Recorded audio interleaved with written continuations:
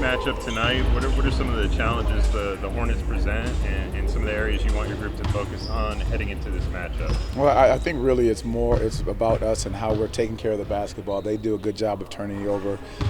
Coach Clifford does a great job of mixing defenses up, being aggressive, but offensively they're clicking at a good pace right now. Micic is playing very good basketball. Brandon's playing very good basketball. So we just got to make sure we're defending the right way without fouling, taking care of the basketball, and executing our offensive sets. A win tonight would clinch a spot in the play-in tournament. Obviously, you have large aspirations, plenty of games left, but what would that potentially represent? I think it says a lot about this group and what they've been able to do and how they've been continuing to play together and grow from the beginning of the year. But more importantly, we just want to continue to take it one game at a time, focus on, our opponent in front of us. You mentioned the turnovers. That's been an issue, statistically an issue all year. How do you go about trying to limit turnovers, keeping guys aggressive, trying to make plays, but being smart with it? I mean, there's combinations of why, and I think some of it's at times due to spacing, some of it's trying to make the right play at not the right time. A lot of those things we just have to continue to clean up with lines of communication, understanding where we want to be in our offense, and then just being intentional in all your decision making. I know you guys are competing for something, but with a young team, do you have to maybe accept a certain number of mistakes just to let guys learn what the right play is, or how do you kind of find that balance between allowing players to experiment and display, but also being concerned about protecting the session? Well, what we'll do in film sessions a lot of times is if turnover happens in the game, we'll rewatch it and we'll get the thoughts and what they saw in that moment. Because a lot of times guys see something differently that the defense may not have been presenting that they didn't see, or that they thought something differently. So I really think it's just good to get their views on what's happening and how we can clean it up. And then being able to hear what they see on the court is very important. This team's been very good about being able to apply lessons from previous games. Do you feel like that they're trending with turnover especially? Do you feel like they're trending in the right direction, that they apply those lessons really well? I think we are. I definitely think we are, and I think we talked about being able to play our best basketball in March and April right now, and I think that's kind of in the directions we're heading in. I know you've talked about it all year, but the home crowd is obviously a big factor for these guys. What's the energy kind of been like from your perspective? Fantastic. Our fans have been absolutely incredible. The energy in the building has been great. They push us to wins. You can just hear the excitement and the joy in which they have for us, and which allows our guys to come out and play with so much joy and passion, not just for the game, but for our fans that continue to support us. What have you made of the second unit's performance these past couple of games, and what are you hoping to kind of see more out of them in this final stretch of the regular season? I think just being able to flow off and play off of each other. We had a great discussion today about how wanting and needing them to continue to play.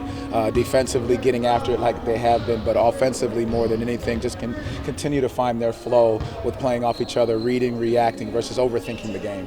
Where do you think, or how has Markelle fit in playing alongside Cole?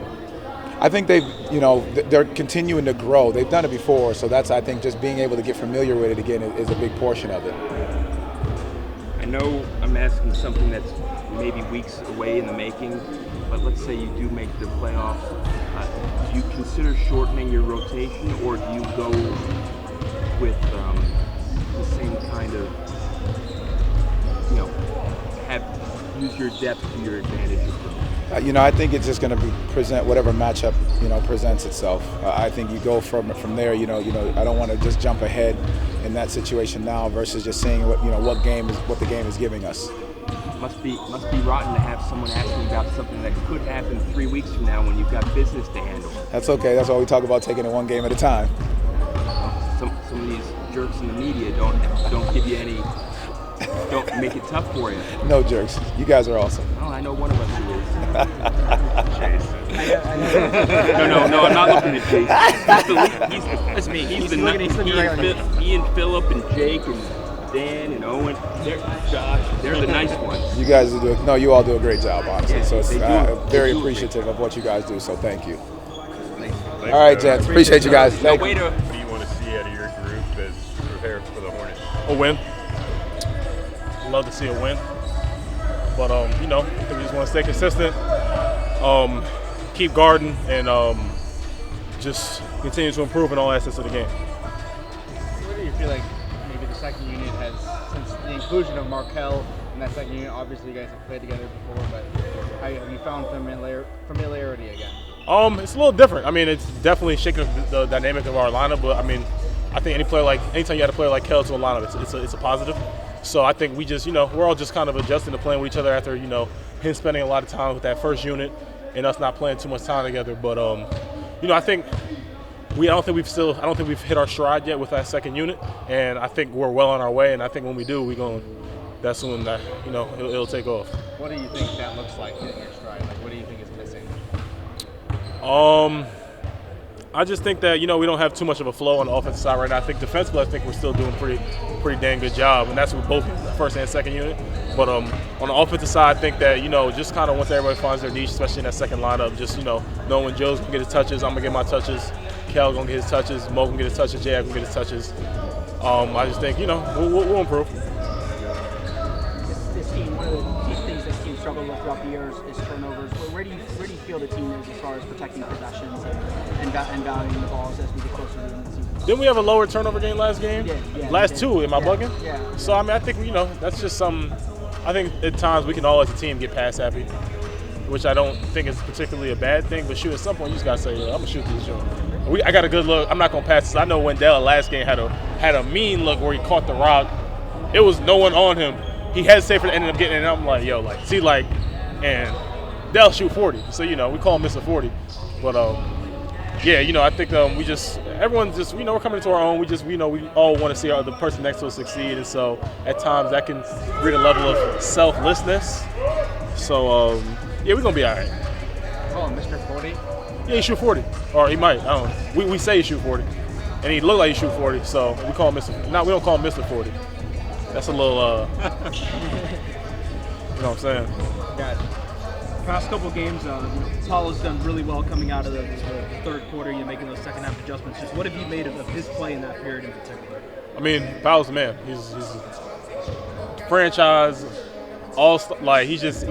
he's really good at the game, and he's one of those players that's just gonna find a way, regardless of what's thrown at him. They throwing double teams, triple teams at him. He gonna find a way, and it's our job as supporting cast to help him. Just how we can, but that little dude good. I can't even call him little. You put him on a scale the other day. That joint said that was a high weight. He's a strong kid. And I know you mentioned hitting the stride as an entire second unit, but what about you personally? What are you trying to hone in on in this final stretch of the regular season? I mean, it's a little different, playing more off ball, especially in the second unit. But that ain't gonna faze me. I mean, for me, I think it's a matter of just taking the opportunity of the looks I get and just capitalizing on those. Three ball this is probably the worst I've shot the three ball in a few years, so I'm expecting that to come back. I mean, I've been putting my reps in. I do my due diligence. And, I think once I can get that three ball clicking, that'll kind of let everything else fall into place. I get, especially with this, especially this year, I've been getting some good looks to where, drive, swings, whatever it is, catch and shoot threes. I just got to hit them. And so I'll be all right.